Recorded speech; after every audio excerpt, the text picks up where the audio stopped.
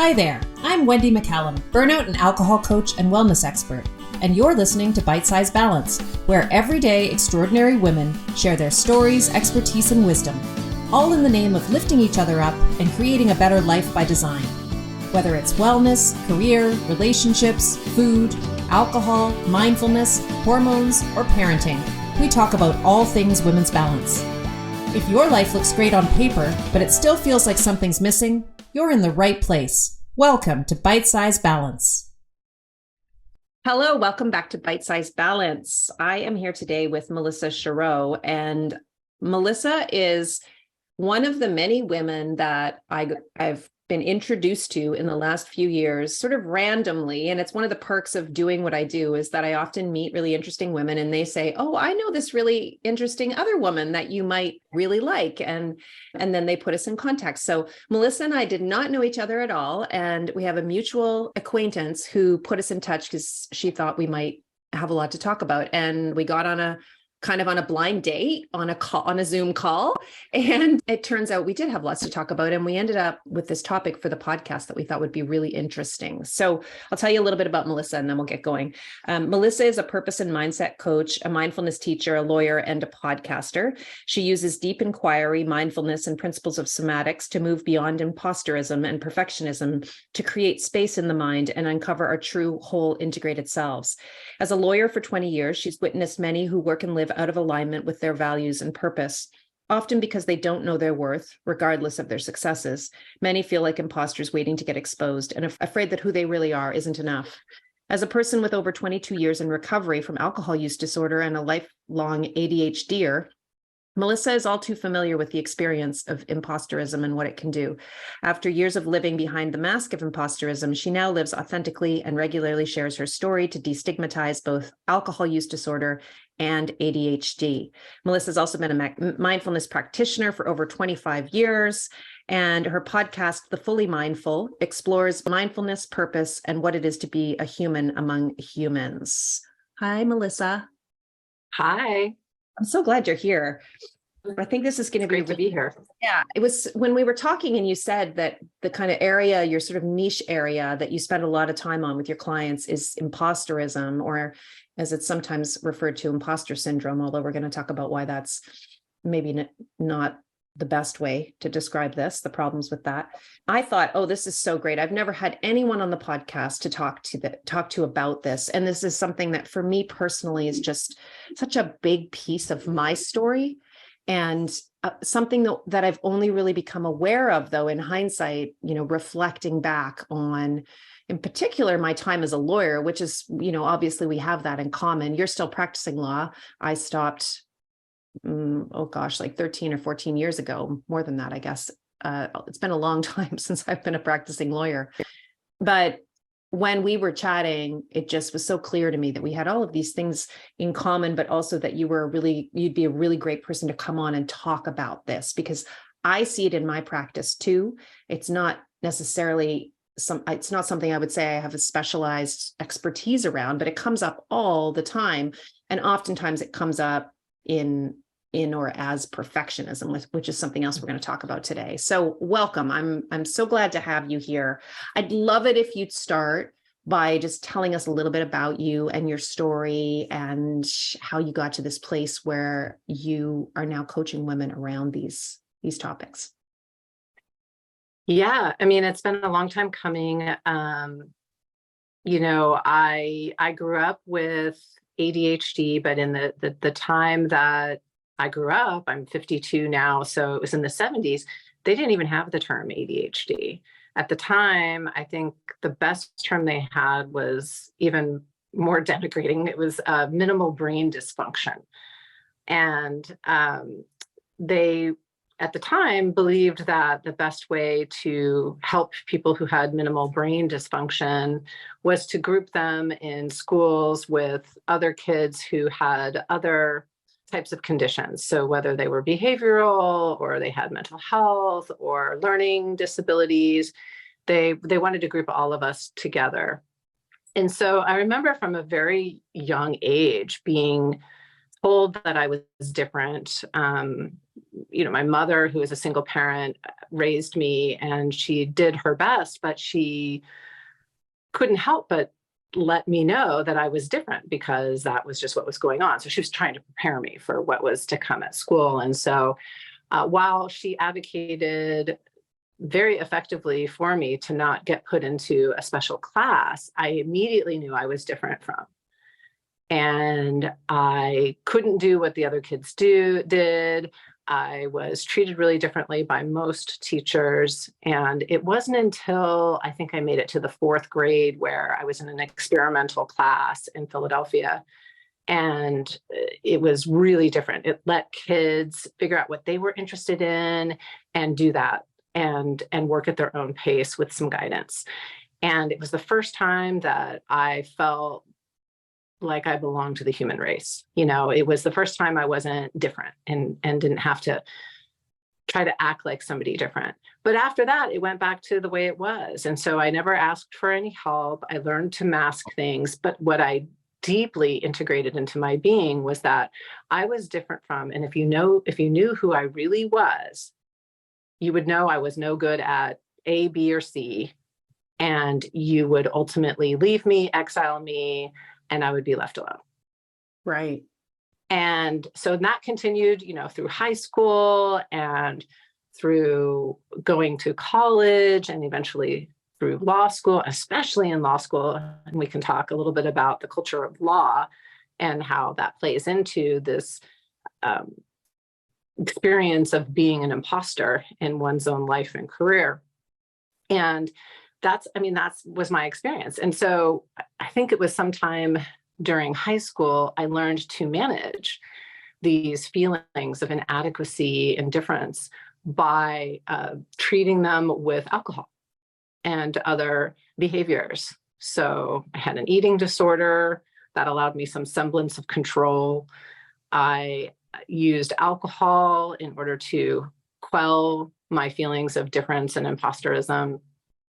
And that's not a really good combination. I ended up engaging in some pretty dangerous, difficult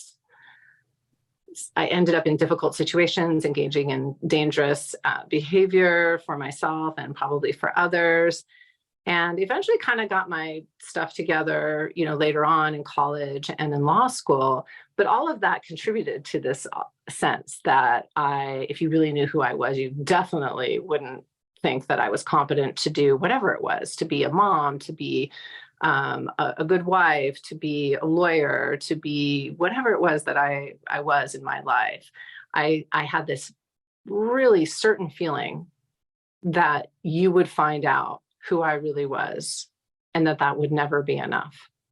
And so it's a classic story of imposterism, right? This idea that regardless of how competent we show up in our lives, that we are somehow deficient in some way, and we're going to be found out. That's the component. It's not, obviously everybody at some point in their life is going to have some sort of self-doubt. That's normal.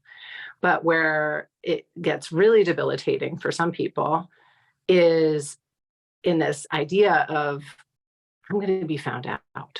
And so therefore, there are all these behaviors that end up showing up that maybe don't show up in other people's lives who just experience normal amounts of self-doubt. Right.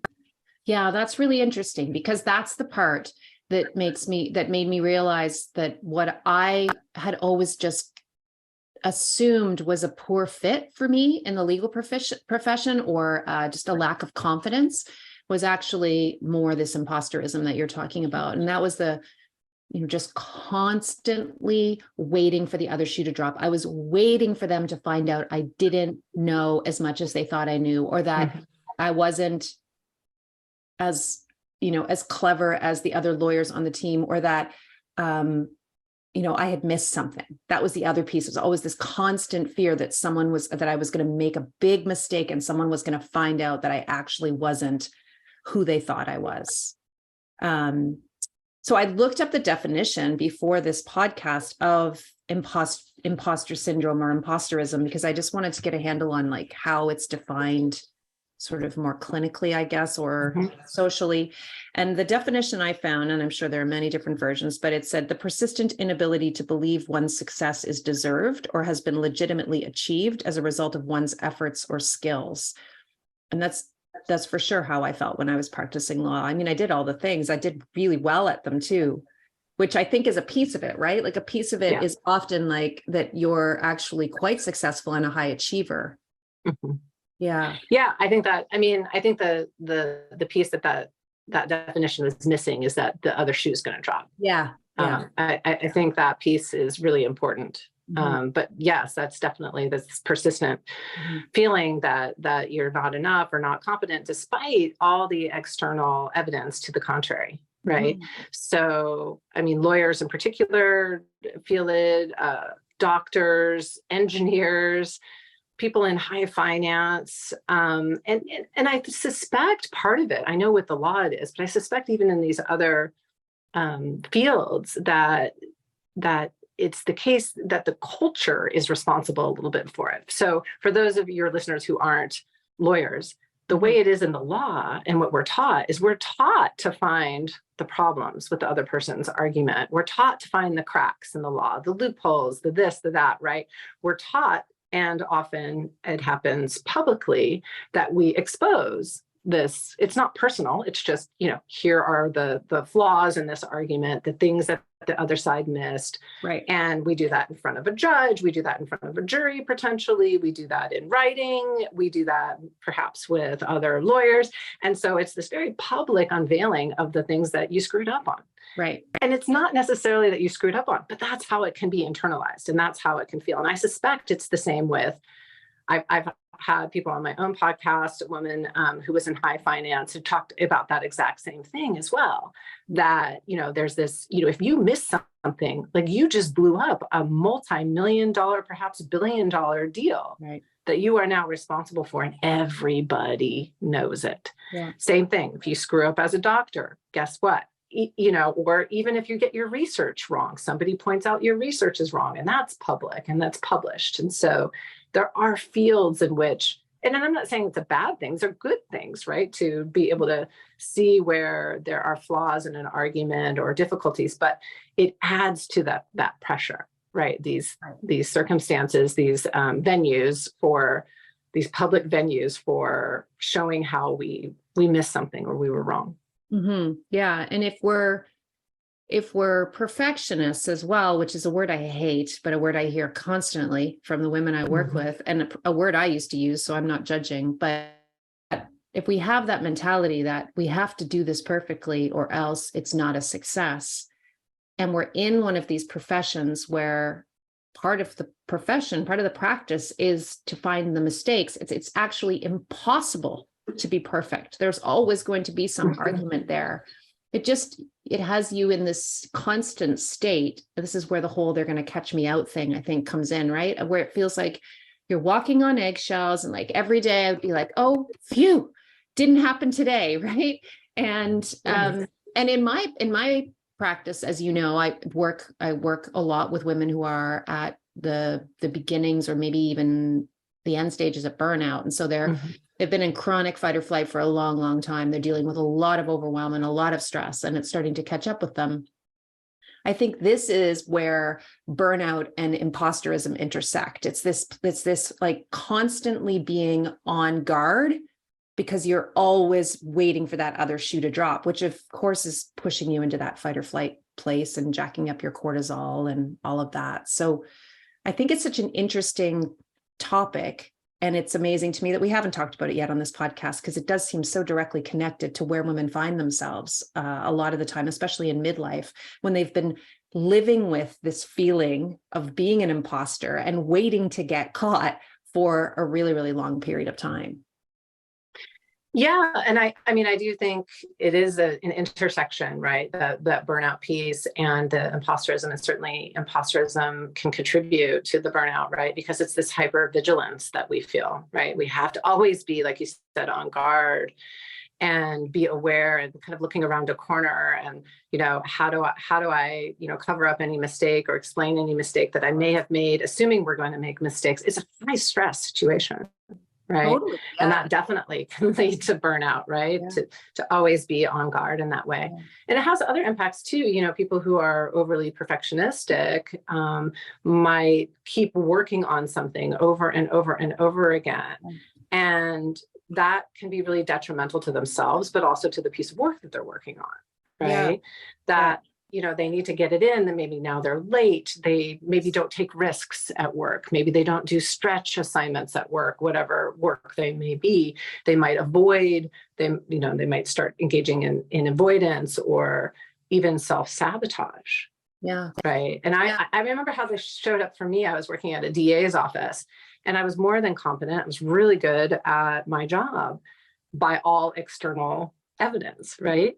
And I won cases, people liked me, I seemed to be doing well. And I just thought, there's no way.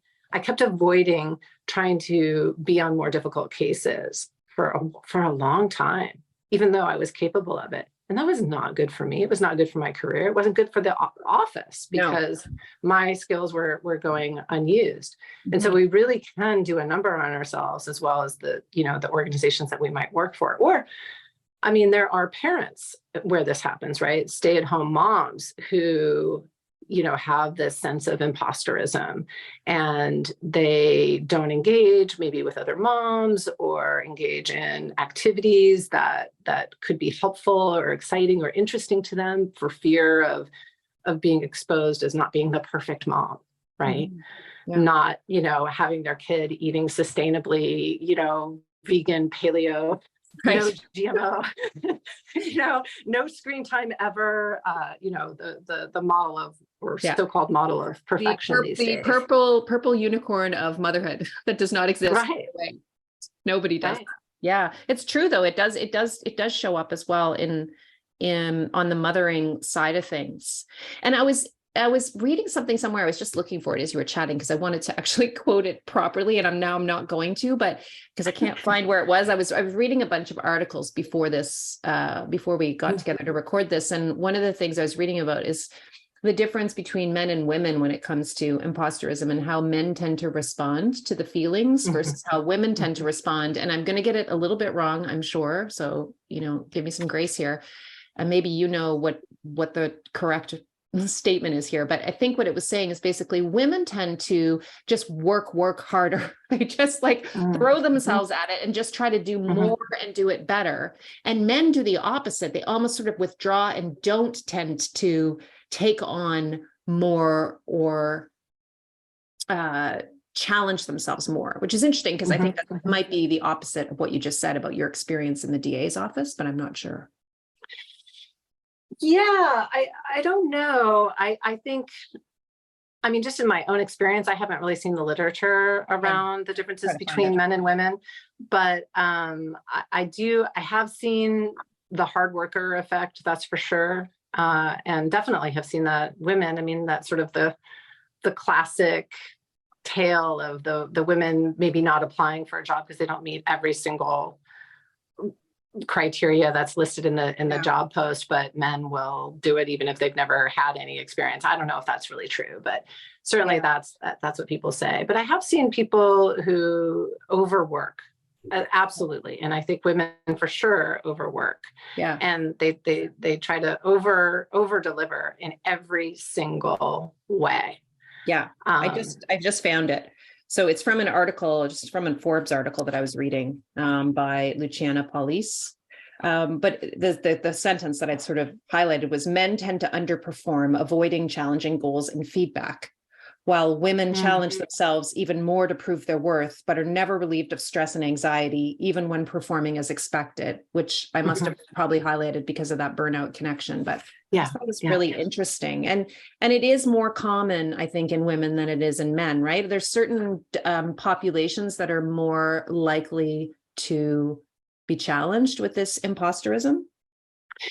Yeah, and I think that's, again, just because of circumstances. So people who identify, who are BIPOC or LGBTQIA, or have a disability, whether that's a visible disability or an invisible disability, like neurodivergence, right?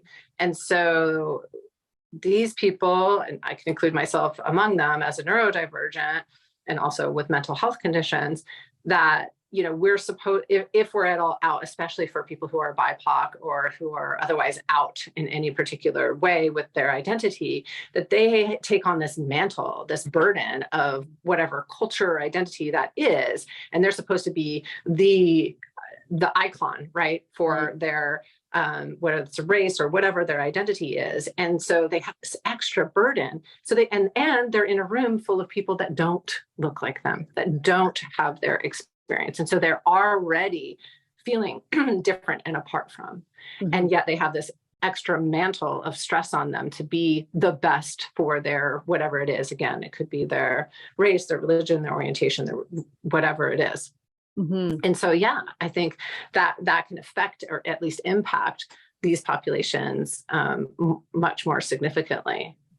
Yeah, for and sure. I think that's what Rashika, I always cannot pronounce her last name, Tolishan and Jodi Ann Burry wrote in Stop Telling Women That They Have Imposter Syndrome, the Harvard Business Review article that we talked about before hopping on. And they essentially say, like, look, we have other populations of people who are going to feel this way. And it's also this systemic problem. So, you know, talked about the culture of law and likely other cultures where it is the organization itself that's not inclusive or belonging, that really this is about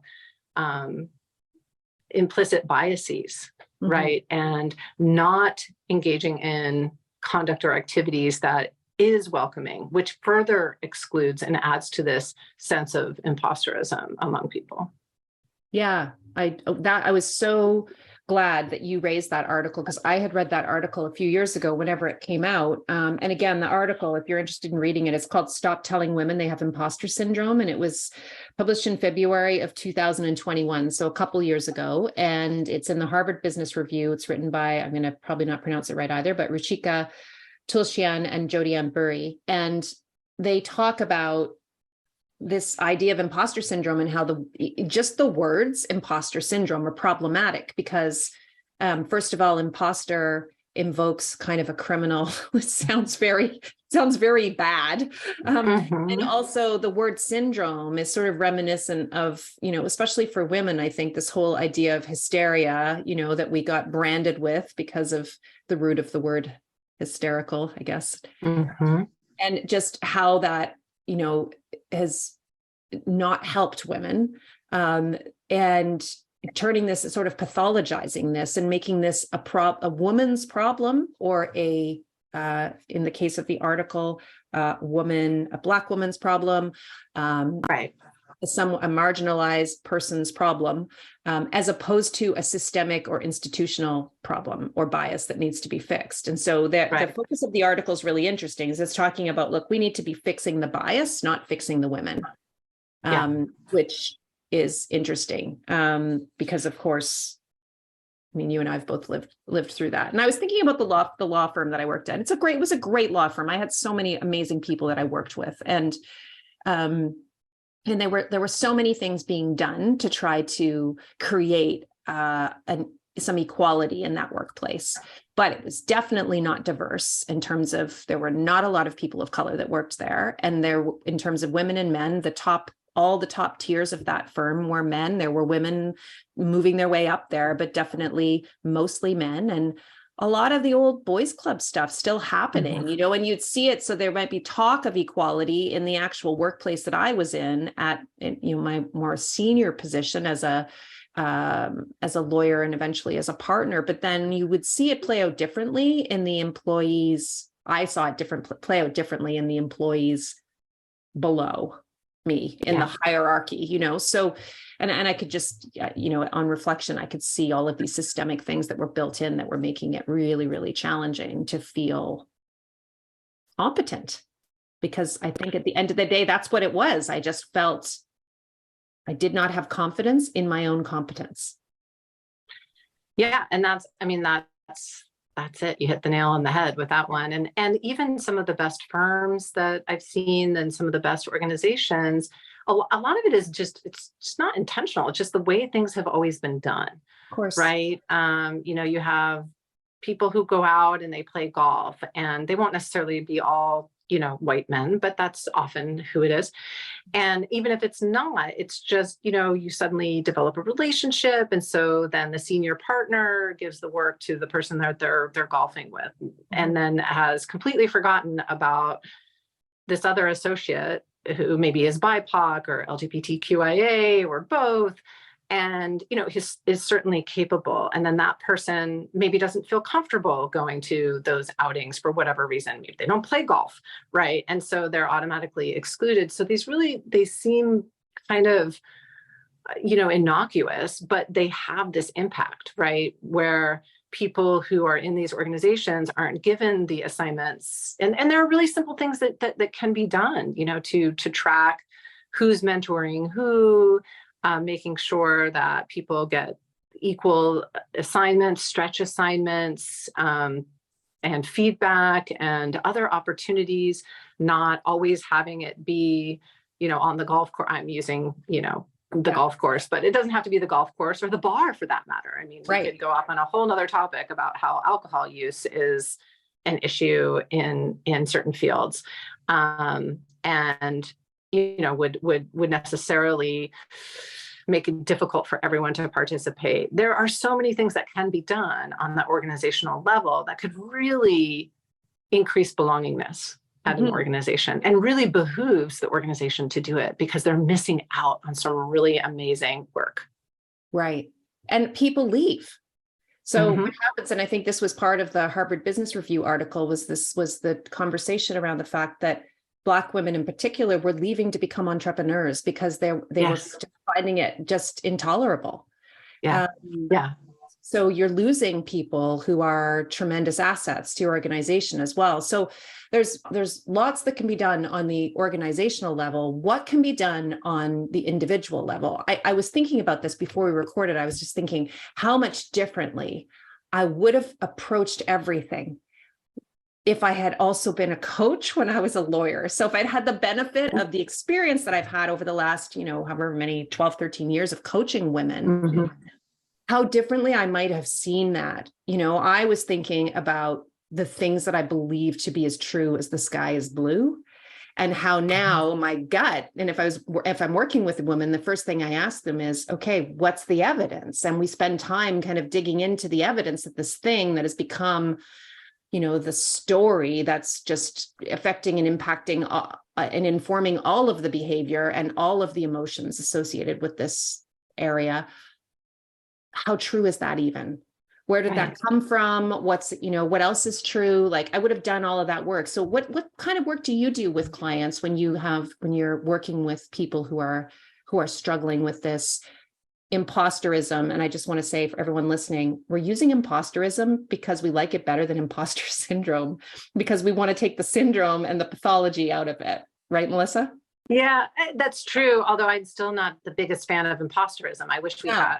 I usually will say people experiencing, the feeling of being an imposter. But I feel like there needs to be another word that we can use to talk about this experience, because it does need to be depathologized, as the authors of that article, so eloquently suggest and advocate for, because it is not something. I mean, first of all, something like 70% of all people experience this at one time or another. Yeah. Okay. So if this is a pathology, what is wrong? Right. This is a really common experience, some more than others. For me, it was a lifelong issue, and it really, for me, didn't improve until I did a few things. And again, I didn't have the benefit of having a coach. I had done therapy, and I've been sober for now 23 years. And so all of that helped immensely. And, engaging in mindfulness practices, all of that helped immensely. But it really wasn't until, at least for me, and then I'll answer your question about what I do with women, is for me, it wasn't until, well, and maybe this is a funny aside for some listeners, or maybe you can relate. So I had alcohol use disorder. I got sober 23 years ago. And, I hid that for a while as well and felt very much like, oh my gosh, somebody sees me, what's going to happen? And, there's a lot of stigma around alcohol use disorder. But after a while, and I guess maybe just having the benefit of recovery and understanding things more, I was less concerned about that boy, did I not tell anyone about my ADHD. Not a chance. And especially in the law, where people could poke a hole or say, like, I had forgotten something, they could pin it on that. There was just no way in hell I was going to tell anyone that I had ADHD. And I really did myself a disservice. Throughout school, I never asked for an accommodation. I didn't even ask for an accommodation to take the bar exam. I really could have benefited from it. While I passed the bar exam on my first try, it was a heavy, heavy, heavy, heavy lift for me. And so, I ended up doing a lot of suffering as a result of not talking about it, or, being afraid and being found out that I had ADHD, or, that somehow that meant that I wasn't as competent as I was. And so it took years and years and years. And in fact, it wasn't until, I don't know, I think it was 2017, 2018, somewhere about there, that I just got to be in so much pain about living what felt like double lives, right? That I was like, I've just got to start talking about this. And I knew that by talking about my alcoholism with other people who suffered from alcoholism, that benefited other people too. And so I was like, well, I'm just, screw it. I'm just coming out and telling people I have ADHD and talking about this experience. And what that did was monumental for me, because what it did is it took the shame out, like Brene Brown talks about, when you bring that, the source of the shame out into the light dissipates the shame. Right. And I'm not suggesting everybody go out and say everything. It might not be a safe place for them to do this. But for those of us who are in a position to say who we really are in a situation that might benefit somebody else, it can be really empowering, and it takes the shame out of it. So that's a long way of coming around to getting to answer your question. How do I work with women? I mean, I think the first step is becoming aware of what our thinking is telling us. Sure. And really noticing it, right? So learning, whether you call them gremlins or, whatever the thought process is, learning to identify what those thoughts are telling us. Which, by the way, love the Harvard Business Review article. And I also think people do experience imposterism with or without these systemic issues. I think those are largely the cause of it, but I think there are many of us who would still feel it. And it doesn't mean that, and I don't think the authors are suggesting that the women or others who experience this don't treat it, don't do something to help themselves. It's like, I think their point is we need to look at the bigger picture, right? Yeah, I agree. So when I work with people, we work with identifying, just like you were talking about those thoughts, and like, is this really true? Like, I mean, just becoming aware of when we're actually hearing these thoughts, because they're really insidious and we're really used to them. They've been around a long, long, long time. So I work with women and others on understanding when those thoughts are coming up, exactly what those are. And you can even put a funny face on them. And I learned this from Neha Sempat, who's a wonderful woman in the Bay Area of the United States who works, I think her organization is called the Belong Lab. And she works with organizations and individuals, but I think primarily organizations on imposterism and other issues. And I learned this from her and I love it. And I'm sure it's in other areas of, putting a cartoon character to this face that tells me I'm not good enough. They're going to find out. You suck at this. You're an idiot. How did you miss this? Don't do this. Don't take this, whatever that is. And for me, I ended up making mine Yuck Mouth from the 70s. You're from Canada, so I don't know. Maybe they didn't have Yuck Mouth in Canada. But I'm imagining what a yuck mouth would look like, though. So yeah. He was just this funny. It was the Saturday, morning cartoons, and he had a little song. I won't sing it, but it was like, they call me Yuck Mouth because I don't brush. So it was all like trying to, it's propaganda for kids to learn how to brush their teeth. And I envision mine as Yuck Mouth because that's what it is. It's a yucky mouth. I say things to myself, and I have said things, and I'm sure other people have, to themselves that they would never, ever, ever say to another human being, even their worst enemy, probably.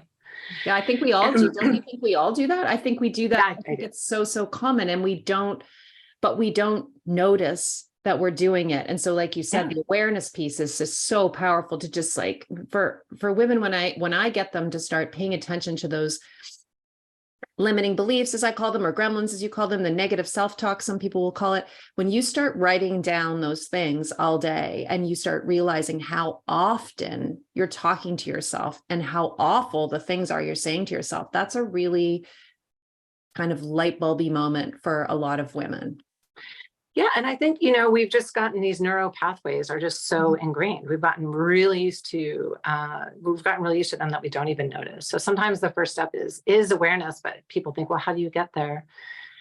And mindfulness is, and there are many different types of mindfulness practices, but certainly mindfulness practice is one way to get there, because as the term suggests, it's a practice. So when we're in a safe space and we practice seeing our thoughts come and go and becoming aware of them and seeing them come and go, we learn how to do this in other parts of our lives. Right. I also will work with women on getting a little bit more in touch with their bodies, because I don't know about you, but I certainly was this way and can be sometimes this way still, for sure. Is this floating head, right? Like everything happens from, the neck up. It's all in my head. And I forget that my body has a lot of really good information. Mm-hmm. And interestingly, when I got sober, I really couldn't trust my head. There was not a neighborhood I wanted to go into. It was not going to give me good information. And so I learned tactics in mindfulness practices and somatics about where I was feeling like, oh, I sense something in my body when I have this thought. And they seem to coincide. So noticing these patterns and what it is, that sensation in the body. Oh, I feel like a pit or an emptiness in my stomach, or fluttering in my heart, or I'm getting sweaty and clammy. And then being able to align the sensations, because sometimes our bodies are a lot smarter than our brains, or it takes a little bit for our brains to get that information. Yeah. And so once we have that information, it's much easier to see, when I feel this feeling, that's that gremlin. That's when the gremlin's coming to me. And then this is the really important piece. And this takes a lot of work because people are really uncomfortable giving themselves self-compassion. I'm sure you've encountered that. Yeah. We need to look inward first before we can look outward, right? And so when we can practice some self-compassion, and there are ways, like Kristen Neff is a wonderful expert in this area, and her website is selfcompassion.org, but there are some certain practices that you can engage in to engage in self-compassion, because these voices, these gremlins, this negative self-talk, these limiting beliefs, they're trying to protect us, right? So if we recognize it from that perspective, we can almost have compassion for the thing that is actually difficult for us, right? Oh, I hear you. You're trying to protect me from failure. You're trying to protect me from ridicule. And I got this. Right. Right. Yeah. And giving ourselves some really positive self-talk, like, wow, this is a really difficult situation. This is really challenging. Yeah. And, you are really showing up here with a lot of courage despite this challenge. Mm-hmm. And repeating these types of phrases to ourselves on the regular. And you can see I just noticed myself in the video, I'm putting my hands over my heart, because that's what provides my body, my nervous system, with some comfort. Mm-hmm. Yeah. I love that. Yeah. Yeah. It's so great. And self-compassion is a huge piece of all of the coaching that I do. And interestingly, I do the same sort of give a face to things. I use that a lot in coaching, and usually we give a face to alcohol if we're coaching around alcohol, because that voice is its own gremlin. for a lot of women. It's a very seductive one. Oh, it's so seductive. Yeah.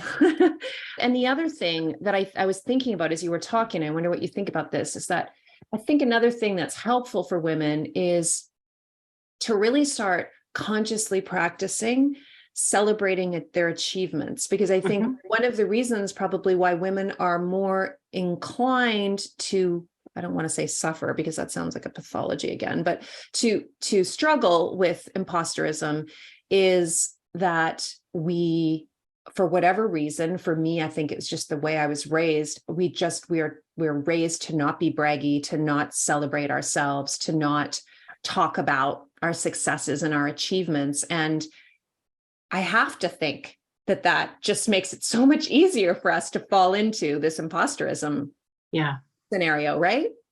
Yeah. And I think one practice that I like to engage in is recognizing our, whatever it is, we want to call it a win. I don't like that win-lose dichotomy, but something like you said, to celebrate, or even if we can't celebrate, to appreciate, because sometimes I'll hear the word celebrate. I'm not there. Right. I'm not ready to celebrate, but I can appreciate. And sometimes it can be something as simple as, I appreciate about myself that today I didn't yell at my child when she gave me her teenage snarky retort. Right. I appreciate that I took a breath and stayed calm. Or it could be, wow, I turned in this amazing memo today for work, and it was really interesting, and I thought it was really well written, and I feel really good about it. Right. However that shows up, having that, I call them internal wins, if we're going to use the term win, because I think it's really important that we find that within ourselves. And also then start noticing and maybe collecting the kudos you might get externally, right? We don't want to just rely only on those, but they are external evidence, right? Of how we're doing well. So, today why are we constantly doing we're making someone gives you a compliment and you're immediately like pushing it off. Oh yeah, no, thanks. Yeah, I got this on sale at whatever. Or, yeah, I just got my hair done. That's why I look nice, or whatever. Or, oh yes, so-and-so and so-and-so helped me with this thing, instead of actually just taking the credit for it. I feel like we do that so much, so often as women. I do it all the time. So yeah, I think that's true. And I think, really a wonderful way to even strengthen these practices more is to have like a regular group, women's group, whether that's just a casual friendship meeting once a week, or, whether on Zoom or in person, or just an accountability buddy, or whatever we want to call it, a check-in of like, hey, here's what I did this week that was really great. And having the other person say, oh my God, that's huge for you. Like because they get to know you and they already know you. And it's this, it does become a celebration, and we become better at saying, thank you. I appreciate that. Yeah, I worked hard on that. Or I put together this outfit and I like it too. And it's not bragging or boasting or anything. It's just owning our value. Right. Yeah, that's important. What Melissa just said. It's not bragging, it's owning your value. I think, this comes up all the time in coaching, this whole braggy thing. And if my coach is listening, because all coaches work with coaches because coaching is awesome. If my coach is listening, she knows this is something that I struggle with too. This whole, what's the line between confidence and bragginess, and, just struggling with this. So I love what you just said. It's not bragging, it's knowing your value. It is. And I think, most women, I guess there are probably some exceptions, could probably over exaggerate their, not bragginess, but like over exaggerate this so that they can become better at just owning their value, right? It'll feel like an exaggeration and it isn't. Right. Is what I'm trying to say. So it'll feel like you're bragging when in fact you're just owning your value. Right. Yeah. This is such great information. I think I bet everybody listening to this podcast gets this. I don't meet women who don't know what it feels like to not feel like they're owning it. I think it's just a common thing. It's maybe not all the time. Like you said, I think everybody has it to a different degree. And for me, it was there like just guns blazing for the whole 12 years or 13 years I was practicing law. And then it was there for a little while at the beginning of my career. But as I was saying to you, I think in the first conversation we had, I sort of watched it dry up to a degree and professionally, but it's still there in other areas of my life, obviously, but I've watched it sort of dry up as I've started to realize that I actually do have kind of a unique body of knowledge or experience or whatever, which I just, for whatever reason, just always in law felt like there was somebody who knew more. Always, which of course there is in life, right? There's always someone who knows more. Yeah. So it's interesting how it plays out differently depending on what it is you're doing. I don't know. Yeah. I would be remiss if I didn't bring up social media as a little bit of an issue because, social media is a weird beast, right? Because on the one hand, it can really make us feel like crap because all this stuff is super curated and people look amazing. And even I was talking with a friend the other day and I'm like, Jesus, even the people who are like being vulnerable and like revealing something really difficult for them look better than me, right? You're like, and somehow in a 3-minute, TikTok video, they've resolved their whole incredible challenge and they're incredibly vulnerable and beautiful. And oh my God, I could never do that. Like those thoughts will come into my head. Wow. And yet you also have this on the other side of things, people who are coming out on social media and saying all these great things about themselves, which may or may not be true. So it's this weird beast. And I haven't kind of quite wrapped my mind yet around how it impacts us. But I have a sinking feeling that, and know from doing a little bit of research, that it can really impact kids, teens, and women, and all other people regarding their confidence, because we'll always be comparing ourselves to somebody who is seemingly better, prettier, more together, more sustainable, more whatever, right? And so I know that this can exacerbate it, and certainly taking a social media break from occasion to occasion can be helpful. Oh, so helpful. So helpful. If you're listening and you get this, you're feeling this share and compare and despair, as I call it, on social media, take a break, give yourself a break for a while. It feels really, really good. Interestingly, I had a client say to me the other day, who I've been working with for a while. She said, yeah, I don't know how she landed on my website, but she got to me and she said, yeah, I looked at your website. I went in, I looked at your photos and I thought, no, this is not the person for me. She's way too polished and fancy, which made me laugh because I do not look polished and fancy on my website. But I did, obviously it was the photos that are on there, sort of professional photo shoot photos. I mean, sure. Like retouched or anything, but like definitely I look better in those photos than I do like normally. But the interesting thing that she said was, so she didn't reach out then because she just thought, oh, you're too not like me. And then I can't remember what the example was, but she saw me somewhere looking like I look right now, probably. And it's talking in a way that just felt real. Right. And that's what led her to book a discovery call, and we started talking and we ended up working together. So that was an interesting anecdote around what women, like how we actually meaningfully connect with other women. And I consciously have made this decision, and I apologize if you don't like looking at me without a filter, but I will not use a filter. So I'm on Instagram, you're going to see me wrinkles and all. And I'm not a big makeup wearer. And some days I go on there and I don't have any eyebrows, but I'm doing that because I don't really want you in my life if you don't like me the way I am. And I also never want to make you feel like you need to be something more than what you are. And I think that's probably about the best I can do on there on social media. I try to be as real as possible, but I hear you on that. It's not good for us. It's not good for us. It's not good for our kids. Probably not good for anybody, but it's definitely not good for women. And the more people show up authentically like you do, the better, right? And like, here's a really good example in some ways. So Mel Robbins, very, popular, successful, whatever.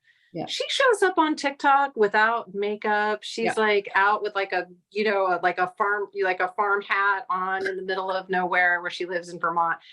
But the thing is, that's what we like. I mean, that's what Brene Brown talks about, that true authenticity, that vulnerability. That's where we connect. Yeah. That's why that woman was afraid of you. She saw this image and she had whatever perception she had of you, right? She thought, oh, I can't connect. But when she saw you, just interacting or doing whatever you were doing, talking on your podcast, whatever it was, and then she witnessed the authentic you, was like, oh, right, I see myself in you. Yeah, right? Absolutely. Yeah. And that's where we can really do some good, whether it's an imposterism, whether it's an alcohol use disorder, burnout, whatever it is, because I think that can happen with coaches too, right? I know I'm going off on this tangent right before we're probably wrapping up. No, it's good. But, we can say like, oh, like we're supposed to have our act together, so much so that, we can only help people if we're completely 100% together. BS. Right. BS. Number one, nobody has it all together all of the time, not even close. Yeah. We just don't. And it's when we are authentic and when we're vulnerable, there's the opportunity for true connection and true identification. And that's where the real work gets done. Yeah. The real internal work, the real transformation. And it's a two-way street, which is what's so beautiful about coaching. Yeah. Right. Totally. I totally agree with all of that. I love coaching so much. I feel so grateful and privileged to be able to show up as me, as a coach, and to be with women who feel comfortable being themselves. I mean, coaching doesn't work if you're not showing up as yourself. It's a waste of your time and money, which is what I usually say to people in the very first session. I'm like, please just show up as you are, because you're wasting your money and your time and my time, frankly, if you're not doing that. But yeah, I think that was just a good experience for me. Just reminded me that because it's hard not to feel like you should be doing something more, like you should be showing up in a more polished kind of fancy way all the time. But that is just not who I am. And it's not who most people are. So I think I actually don't think that was off track at all. I think that was very directly connected to everything. So thank you.